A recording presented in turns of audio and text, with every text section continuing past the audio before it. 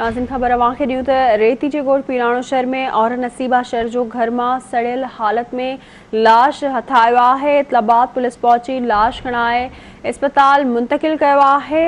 अवांखे update कंदा हलूं। औरत जे वारसनि लुंड बिरादरी मथां औरत खे साड़े मारण जो इल्ज़ाम हयो आहे।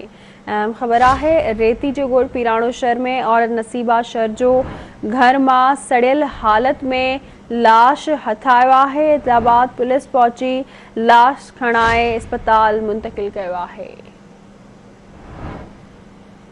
इन हवाले सां वधीक ॻाल्हि कंदासीं मोहम्मद ज़मान चाचर सां। जी मोहम्मद ज़मान, कहिड़ा अपडेट्स आहिनि? जी, रात देर सां वाक़ियो पेश आयो खेजू थाने जी हद में नसीमा ज़ाल ज़ुरो शहर जी जंहिंखे पंहिंजे कमरे में ई बाहि ॾेई साड़ियो वियो आहे। वारसनि जो इहो चवणु आहे त हुननि जो पुराणो तकरार लुंड बिरादरी सां हलंदड़ आहे ऐं लुंड बिरादरी फायरिंग करे उन फायरिंग जी वजह को जेको आहे बाहि लॻी वई नसीमा सड़ी फौत थी वई आहे।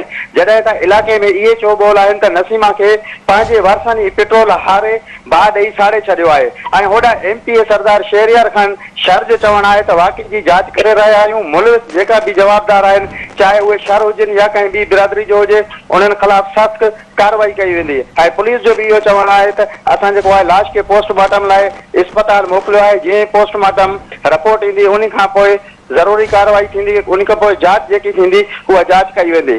मुल्क जवाबदार जेका भी हूंदा उन्हनि खे गिरफ़्तार करे सख़्त सज़ा ॾिनी वेंदी। जी, महिरबानी अवां जी आगाह करण लाइ।